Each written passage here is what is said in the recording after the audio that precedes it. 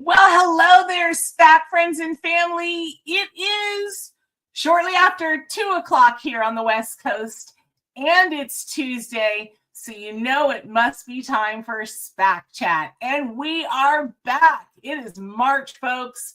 Happy Fat Tuesday. And no, I'm not talking about your waistline. I'm talking about Mardi Gras season. And we've got St. Patrick's Day coming up. We have holidays galore. Spring is getting ready to spring. It's sprung.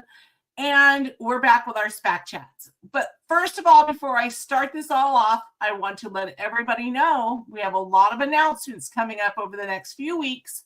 So you're going to want to check your emails for that. And you're also going to want to tune in. The other thing is we are compiling a list of topics that you would like us to discuss every week on Tuesday. And so your input is valuable. We need to know what you want to know or who you want us to talk to, like a vendor or another fellow speaker that maybe we've had in the past. We would love to get our calendar filled, and it helps me a lot on scheduling all this so I can keep planning for SPAC 2026. Now, in the meantime, I am going to bring on our host. He needs no introduction. We all know who he is, but here is SPAC's president and Calvin Harrell.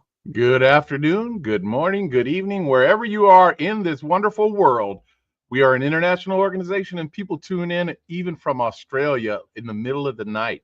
It's been a great outlet, this vehicle that we use. Today, let's bring people on today. So, you know, we're coming back from a big show that was, we believe, very successful. The responses that we've gotten have shown it to be successful. And we've got some people we want to talk to and see what their experience was like. They're scholarship recipients and people that were there for the first time. And they're the ones that really tell us, are we hitting the ball as it's being pitched?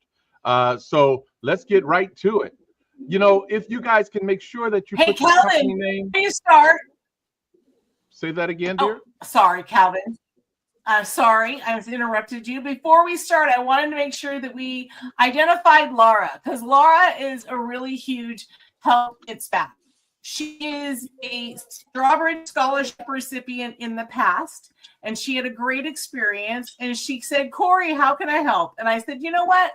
I need a liaison, someone who I can give you the list of all the scholarship people every year, actually engage with many of them at a time to answer questions, because we don't want anyone to feel lost in the shuffle. So Laura has become our key first-timer scholarship liaison. So make sure you mark her name down, because you'll probably get some emails from her. Now, Calvin, what did you want? You wanted everyone to add their name. They have their name, and maybe underneath it, write the name of their company? Yes. You can do that by clicking up in your window really quickly and adding that. Okay. Calvin, take it away. What questions do you have? We had about 31 scholarship recipients this past year. It was 30, and then there was a special consideration that gave one additional scholarship. And we certainly plan to do the same thing next year. Today, we have people that are on that were scholarship recipients. How many of you, by a show of hands, actually were scholarship recipients with your first time at SPAC? 1, 2, I see the hand go up slow. Okay, we got 2 of them. All right, so let's start out right with them, because they can share with us their experience. Go ahead, Mark, what'd you say? Mark disappeared. Okay, let's go ahead with Donnie. I think you raised your hand. Let's find out from you, because that gives us a real good gauge on how good it was for you as you came in. I had a phenomenal experience at SPAC. I learned so many different things that I've already incorporated into my business that have boosted my sales. And I met phenomenal people, and they accepted me right into their group, and I had a phenomenal time. Fantastic. What was the takeaway? The one thing we know that there's value in every session. So what was the takeaway that you found to be something that would change the way you do business? So my number one takeaway was stop giving things away and price yourself correctly. Mm-hmm. Mm-hmm. Good. Did you get a formula to figure that one out? I did, and I realized that what am I doing? Because I'm doing it wrong. No, you're not doing it wrong.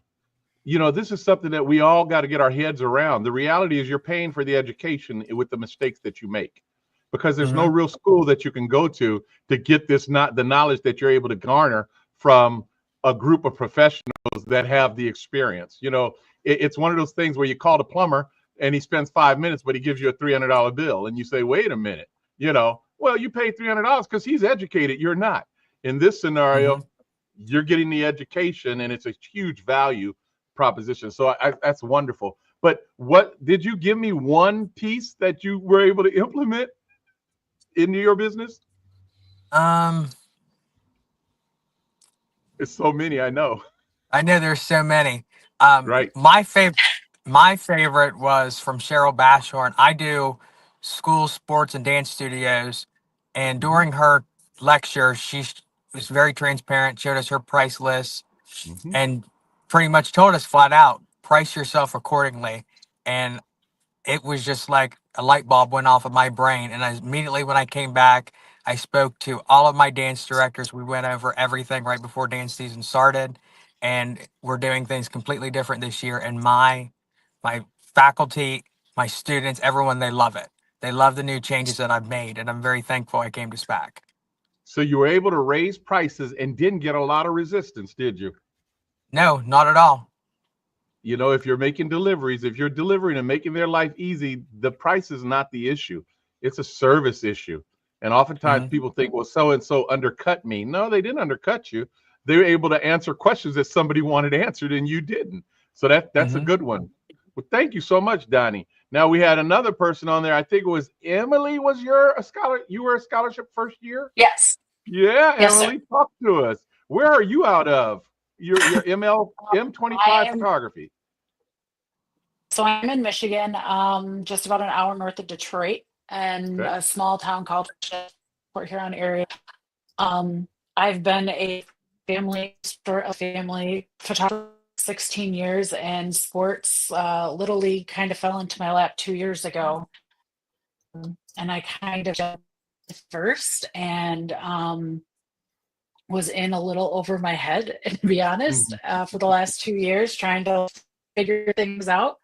But I love it and I love doing the work. So I actually met Laura through like a Facebook group somewhere. I don't even remember exactly which one, but she invited me and said I need to come to this. I've been going to conferences for 15 years. The conference I've learned the most at, that I feel like not only can I incorporate a lot of what I learned to this new sports business that I'm trying to build, but also my portrait business too. And like I'm really excited to like marry the two together. I don't know, like I'm looking through my notes. I have like in front of me like everything I have. After every day I did a thing of like, okay, these are the things I want to go home and do. And I kind of picked a little here and there from each thing. I think one of the classes that I took from was the boutique volume with me, Tilberg. I just loved her like business model, and I think it will work very well in our small community. Fantastic. So yeah, I don't know. It was incredible, and I'm so thankful that I had the opportunity to join you guys, and everybody was beyond welcoming and nice. Outstanding. And then I can only presume you and Donnie are on the same page, and that is you'll be back again next year, which is phenomenal. Hands Absolutely. down. Start planning now, folks, because it gets better and better and better. We tighten up our own operational processes, and then we also develop better programming because the quality of the speakers continues to increase. Because as we all gain knowledge, we're able to present and share that information on how we are becoming more successful in this industry. So thank you very much for joining us. And we're very happy that you got that scholarship and it helped you out that first year. Now it's kind of like, well, I got to go back. So, this simple math, put $50 away a week a month, and you pay for your conference. That's the conference entry fee, etc. That's $600. It's never been $600 unless you wait till the last minute. So it's not a real struggle when you come right down to it. The other piece that people have to grasp is that how much do you invest in your knowledge building economically, like you would in anything else? You can't learn everything from YouTube. You can get ideas and see things from YouTube, and you can learn some technique perhaps, but the reality is a hands-on, one-on-one with professionals that are doing it is going to take you a lot farther than the YouTube experience. Miss Laura Wagner, you have stepped up and got Corey's eye. You really did a wonderful job in assisting, and we truly appreciate that. Where is Thumb Sports also in the Michigan area? Yep, right here. Okay, that's a good one. I'm about 2 hours north of Detroit. Oh, okay, very good. So, what was your experience? Was this wasn't your first year, was it? Third. Yeah. Third year. Okay. Yep. And what did you pull out of this year's conference, and how have you seen it evolve in just 3 short years? So I pulled a lot out. I realized that I need to tighten up my boundaries in my business. After talking with a few different ones, just outside, not even in the classroom. I went to a lot of the classes, but just talking outside, doing the fireside chats, as I call them. I just realized that I needed to really tighten up my boundaries a lot more, and set policies and procedures, which I did already effective January of this year. And I've stuck with them for 3 months now. Well, 2 months, because we're really at the beginning of this year. But when you talk about policies, what type of procedural or policies were you having challenges with? So I always left my galleries open. So I never had that urgency to buy. So I started closing my galleries after 6 months now. Okay. And that has created an urgency for everybody to buy. Like on Sunday, I was closing a gallery and I got almost $1,500 in sales. I mean, that's just, and I've had people email me all day long for the last 2 days. Can you reopen our gallery? Sure. But as you noticed on our policy changes, we do a 10% increase and it's prints only, no digitals. So it's almost like we're kind of like giving them a, like, you should have ordered the first time around and not waited last minute. And it's working. I got $100 order today because of it. So, and it probably would have not been $100 order had I not explained everything. Yeah. And there's no digital. You don't offer the digital at all for sale. I do in the first round, but not in the second. But not in the second. Yep. Interesting. And there's been no pushback from that. I know the numbers of that second round are going to be much lower, so the percentage of, but there's been no pushback that I still want my digital file. Nope, because I actually took away. So my digital packages are tiered pricing, and the first I was going to leave it. And then I was like, no, I'm going to take it away because that's a reward. Everybody wants digitals. So I'm going to take it away and make them buy that first time around. Okay. That's kind of my concept that I'm thinking. And I hope it works. We'll see. I mean, it's a trial and error thing. I figured I give it 6 months, see if it works. If it doesn't, it doesn't. And if it does, great. I'll be ecstatic.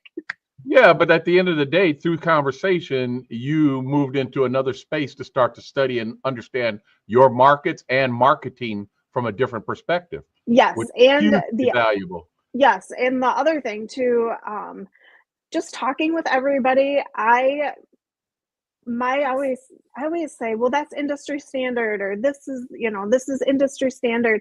And just talking to other photographers in different regions of the area, we really don't have an industry standard. That's right. And I would love to collaborate with every single photographer that is in SPAC and get everybody's pricing and do an average and say, this is what the industry standard is. You market and you price it based on your area.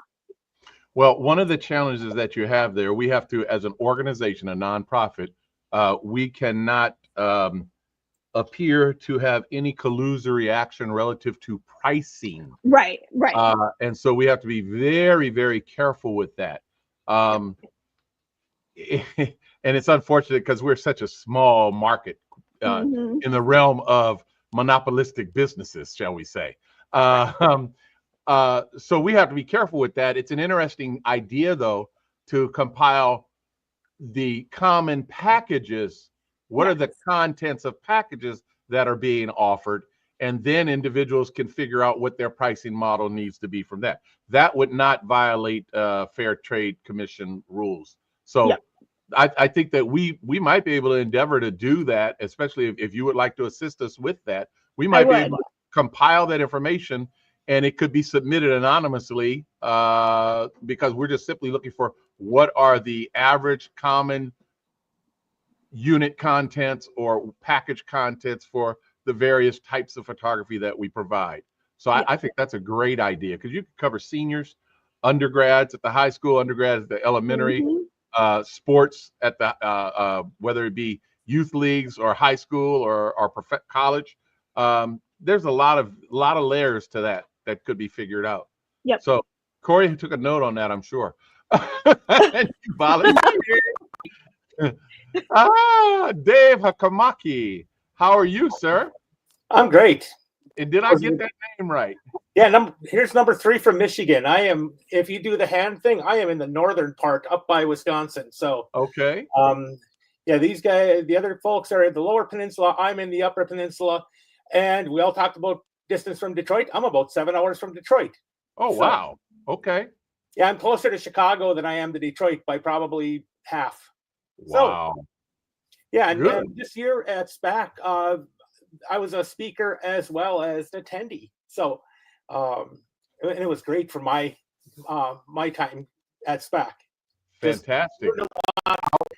Integrated a lot with everybody and just had a great time. Hey, and before we go further, I want to drop back because one of the things that we recognized was that in the past, when the trade show was on the same floor as the classes, the hallway was a highly popular area. And part of it was because of the seating that was available in that hallway. So we're making arrangements so that outside the trade show, there will be seating for people to have little round tables and whatever they want to do so that there could be more collaboration on that level because we spend a lot of time there as well. So that's just food for thought. All right, David, talk to us about what you pulled away, both your experience as a speaker, but also as a photographer, and what were you able to pull out of that conference that really helps you in moving the ball forward? Yeah. So as just to preface it, as a speaker, we don't know everything. So I was also an attendee. And a lot of people think that when we come on the other side of the podium and we're speaking, we know everything. Not the case. We're still learning. We pick up great ideas from the attendees in the audience, the other speakers, the programs, and at the expo. So for my attendance out there, it was great because I got to tell everybody, and my program was sports in a small community. And we're talking small community. I've got 7,000 people in my town here, 25,000 in my market area. So the people that came to my program were interested in that aspect of things. And it was great because I was able to tell how I've been able to do this over the last 20 years as a photographer. And then the conversation just migrated out to the hallway for another half hour, 45 minutes, where several attendees were one-on-one, 5-on-1, I guess it was at one point, and they were asking questions. But the cool thing was I learned from them even in that interaction with them outside of my program. So we kicked around ideas, we networked, and then networking opportunities were great. Sitting in the bar, at the expo, at dinner with some of the vendors. And then as an attendee, I was able to sit in on, for example, PickSnub, use that in my workflow. Got to sit in there, and I'm just like, wow, I didn't know this. I could watch all the YouTube videos or the tutorial videos I wanted. Just sitting in the programs, you learn a lot. So I walked out of there as an attendee going, I'm going to be much more efficient in my business. So, and efficiency makes you money. So that's always a good thing. So from both sides, I had just an absolute fantastic time. I walked out going, I wish this thing was more days because I could just do so much here. Yeah, well, about that. Yeah, I No, know. we're good on the number of days right now. It's literally we're in the hotel for a full solid week from the I know. I the literally Saturday before till the Monday afterwards, and it's just there's a lot of moving parts. it was fun. But thank you very much for sharing your knowledge, your gifts with our community, because each of us is a contributor to the success of each other. And oftentimes we think that we have competition. Our competition is ourselves. When we succeed and we're doing the job right, a client doesn't leave you when they're happy. It's just the nature of the beast. Nobody's going to walk in and take away your girlfriend when your girlfriend loves you. That's just the way it works. I'm sorry for using this. Is that sexist? No, I'm old school. But if at the end of the day, as long as we're satisfying people, we keep the accounts, and our competition is between our ears. How good are we? How smart are we to adapt to the specific needs of that client? So I'm all for you. Thank you so much for being a part of the organization, for giving of your gifts and sharing your information. Hey, Judy, we haven't talked yet. You're with Two Rivers Media. How are you? You got to come off of mute.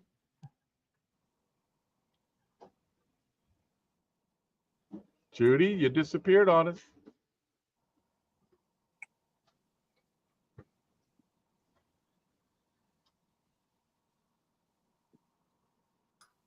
Hello? Okay, I unmuted you from my end. I was able to get in and do it. Okay, sorry about that. Thank you for joining us today, Judy. Now, was this your first SPAC or not? Yeah, it was my first one. Oh my goodness. And were you a scholarship recipient? No. Okay. So what can you share with us what your experience was like for this conference? Well, I am brand new to volume photography. I had only done one volume job before SPAC. So, I've been a portrait photographer for a lot of years, and I guess I came over to the dark side. I just don't understand why so many people are finding consistent volume business to be beneficial. Yeah, it was overwhelming. There's so much to learn. You can know so much about an industry, and then you see a different side of it, and it was amazing. I loved it, but it was definitely overwhelming because me being new to the industry, I haven't even, set up contracts for myself yet in volume photography. And I would have actually loved to learn more about when you're first starting in volume photography. You don't even have a contract yet. How do you get those contracts? And I would have loved to have a little more information about that. It seemed a little more geared towards people who are, at least the classes that I went to, more geared towards people that have been in that industry for a while. But I still right. I have a question. Okay. I have a question. Judy, did you by any chance take any of the pre-cons, specifically the Volume 101 pre-con? I took the pre-con with Lance and Lee. Okay. So let me ask you this question. I was asking you this question because this is how I help build this for next year. Okay. Is there something I could have said in the Volume 101 class that would have really identified it as the brand new to the volume business? Should I have pushed that more? Because I think a lot of those answers are provided in that pre-con. I think, like, for myself as a person who was new to the industry and new to everything, it would have been nice to have some guidance of these are courses or classes that would be really good for you. Okay, so like a suggested study guide, or like when you're a sophomore and they hand you the list of you got to take English, math, something like that. Okay, So Laura, I maybe actually have sat down with a lot of first timers, and mainly the scholarship ones that have reached out to me. And I've actually sat down with them like the day before or on a break and said, okay, what is your goal for your business? And I've actually guided them on what to do and what classes they should take. Just because I've been in the industry for so long. And then maybe next year too, give me the list of the first timers, not just the scholarship people. that would be a great idea. That's what I'm putting down in my notes. Maybe we can develop that together. I'll work with you, Laura. Okay, that would be great. Thank you. Sorry to interrupt. Go on, Judy. No, you're not. Where were we? So you would love to see more concentrated information for the brand newcomer, or you love to know where that happens so that you can do things like build out a contract and what should the contract components have in it, what are the terms and conditions and all of that sort of thing. You know, when you're wanting to be like, okay, like I have nothing on my calendar, I'm brand new to volume. I mean, I still have my portrait business, but okay, like how do you even start with, okay, every school has a photographer, every sport has a photographer right now. How do you get yourself in there when you haven't done volume photography before? Like the very first step. What is the first step? And that's a great part, because me coming from a small town is completely different than some of the other folks that have like large areas. So I address that in my program, and it's, some people are like, that doesn't apply because I'm in this gigantic area. And it's like, my program is small town sports. So it works in small towns, doesn't work. So there's maybe a twofold thing, Corey, that you could hit on for those that are in smaller or larger communities. I think that you're absolutely correct, but I think that one of the things that happens is people oftentimes say that won't work for me, simply because they have not allowed themselves to explore what elements of it will work, because they're two different markets, but relationships are the same in a big market or a small market. A successful sales rep, a successful photographer that develops a relationship in a small market and then moves to a big market and develops the same level of relationship is going to have success. So, you know, when people say that won't work for me, it's like, well, exactly why won't it work? You know, because at the end of the day, you can have a big market, but what is your capacity to do business? So you might be in a big market, that has 70 schools in the area, but your capacity is only 5 schools. Right. What's the difference in those 5 schools and a small market opportunity? You know, the relationship is with those 5 schools, and you build from there. But David, if you're going to speak again, you can address that, and in your what are the synopsis of the program that you'll talk about. That would be very valuable. But Judy, thank you so much for sharing that, because it's obviously a hole that we need to fill. But Judy, what was your number one takeaway? What was something that struck you, even if it's something very simple? I was really blown away by how many of these businesses are legacy businesses and have been like generations of photographers in the same family. And I decided to build a legacy business for my family. I love that. Big decision there. Yeah. Good for you. That's wonderful.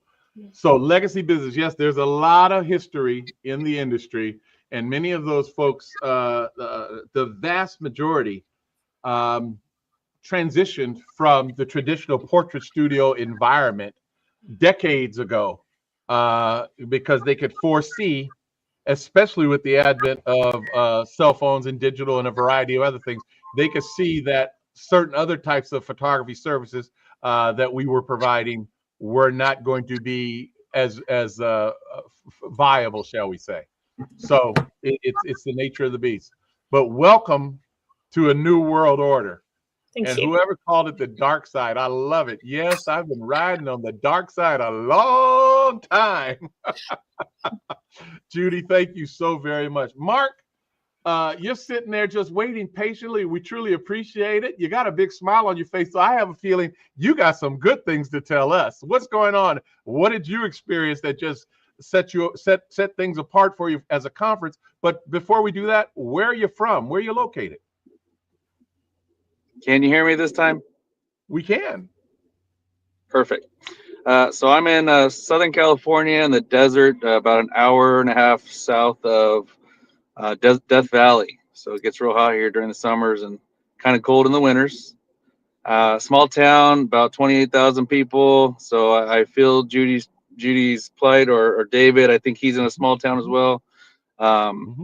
I stumbled into photography in about 2020 when COVID was around. I was doing graphic design, website design, and I always found myself needing some high quality pictures, and so I decided to buy me a little Canon M50 to get me going. And the rest is history. I had a cousin working at one of the high schools, and she invited me to come take pictures after COVID hit in 2020. So 2021, they were looking for a photographer because they didn't need one the year prior. And she said, "Do you want to come take pictures of our sports?" And she had seen some of my work, and I went to the University of YouTube and started following some key names, and discovered Westcott, discovered Canon, different lenses, my triangle, and it just kind of grew. And I do mainly volume sports, and I also dabble in whatever portrait photography whenever they ask me to do it, but volume is my bread and butter. And Judy just hit on that just for a second. A good way to get your foot in the door in those schools is to go and take action shots. A lot of times they don't have any action shot photographers, and you can make relationships with the coaches and slide in with like a media day and then say, "Hey, who's taking your guys' team pictures?" So, well, I might be able to offer something a little bit different. But I am a scholarship recipient, and I'm so thankful that I got that. I really value that. It was so incredible to, go and learn from key individuals there. Cheryl taught me a lot. One of the key things I took away from her was, aim your pricing. I remodeled my whole pricing profiles too, is just to aim for a buy all, buy all, and also make good use of what you're taking and offer a lot of volume with that, like a lot of variety. So I take 2 pictures or 3 pictures total. I use Got Photo. I take 1 team photo, and I take 2 poses, but I'm able to turn that using NTagged and using NextGen, turn that into about 9 different products or poses that they could choose from. So now it goes from having the 2 poses to having 9 different poses they could choose from. And now it's hard to say, "Oh man, what am I going to pick?" And I'm now, changed my pricing profile to a buy all, aiming the customer in that direction. It's actually, I'm excited because the year's just getting going for me right now after all that. And so I'm excited to see how it works out.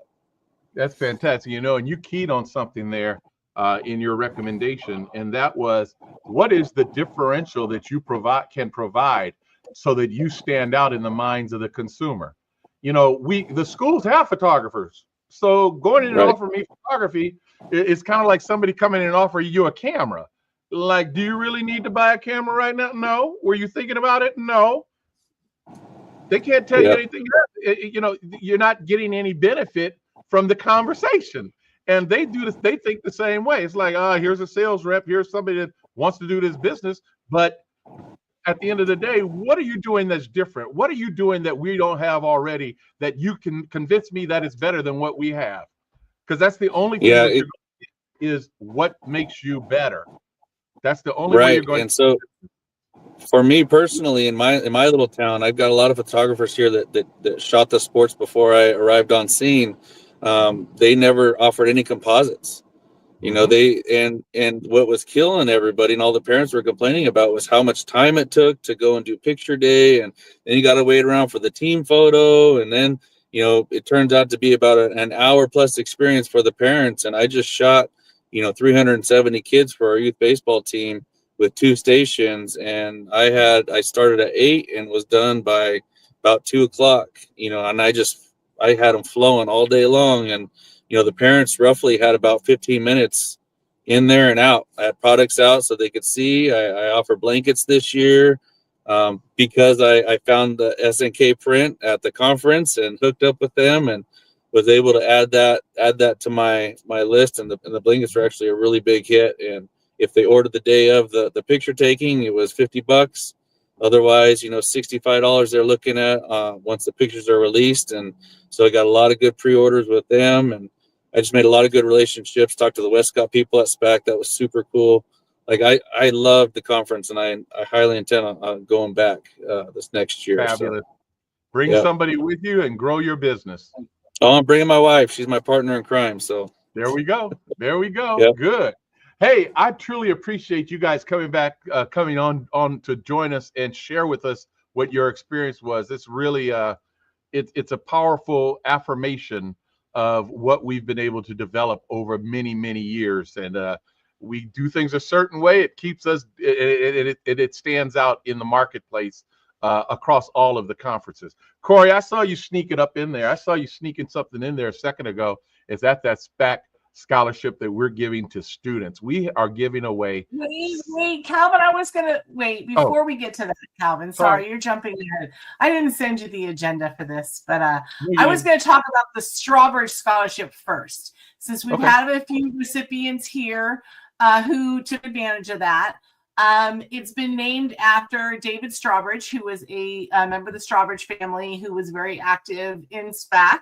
And at his passing, we decided to develop a scholarship for our first-time attendees. So what I want to let everybody know who's watching this broadcast is the prerequisite is you never have to have been at a SPAC before. So pretty much that's it.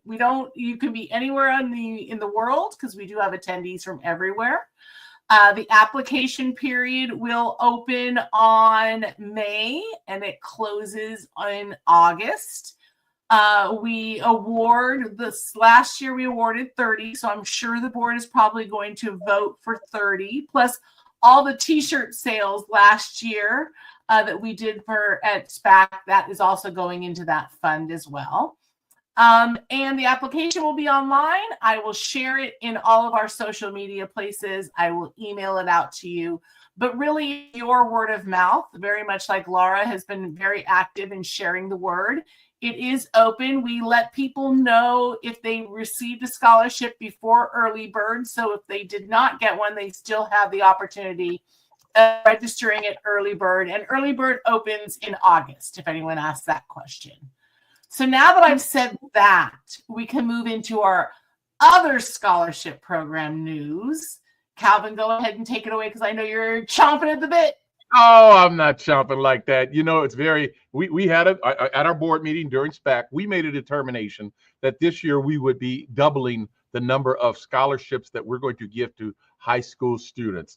So if you have contact with schools, and it doesn't matter if you're doing sports, if you're doing elementary schools, if you're doing whatever, high schools, this information is valuable to everybody you contact within the realm of the school photo market, because they know people that are constantly looking for money. And this year, through our donations that we're receiving from Sony relative to the camera equipment, and SPAC is kicking in $1,500 for 6 scholarships across the country. 2 scholarships in each of 3 regions. That would be the West, the East, and the middle regions. And so you're going to be receiving, and Corey's going to be launching collateral material so that you can print out a postcard, a flyer, as well as a poster. It'll be formatted so that you can use Signs 365 and have a large poster made. Put your logo on that poster, of course. Now, here's the kicker. If you put your logo on the poster with a scholarship that says you're a part of giving away $9,000 and 6 cameras, folks are going to look at that. Educators are going to look at that. Administrators are going to look at that and say, our photographer is not doing this. That's very interesting. So what is it that helps to differentiate you from the competition? What is it that helps you elevate your position in a community as someone that's servicing schools in the community, far beyond just trying to sell them a product? And that's something that we've been able to put together. Last year, there were 3 recipients. The number of applications was surprisingly low, so it was easy for us to get those three folks from each region. So we certainly expect that the number will go up this year because we're putting the information out in a more timely manner. So Corey, when is that information going to be going out? Everybody should be getting it in 4 minutes in their email. I have emailed it. It's all going out. I just showed you guys the flyer that has the blue box where you can overlay your logo, already done with you, or you can take any of the information you want and move it around and send it out as you want to.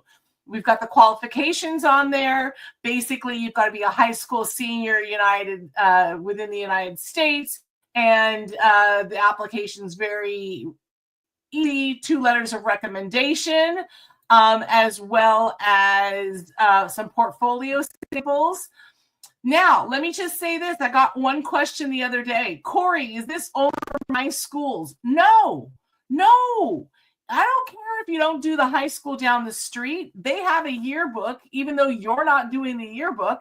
Take this and go give it to them. Then they're going to be like, oh, you do photography? You do yearbooks? It's a perfect opportunity for you to also get in front of another administrator or activities director or yearbook director. Send it out, put it on your website, let people know that you're applying. This is a way for all of us together to invest in our industry. Those kids who are yearbook advisors, I was one of them, who have a knack for photography, and they might be going to school for photography. This is the perfect way to fill your pipeline for potential employees. Right, Calvin? I believe so. I think it's very valuable. Again, it's differentiating yourselves. We're giving you a tool to differentiate yourself if you've been an attendee for SPAC from other folks that don't have the same information and won't get it to the schools first. Remember, the first to the table gets to eat the best piece of meat.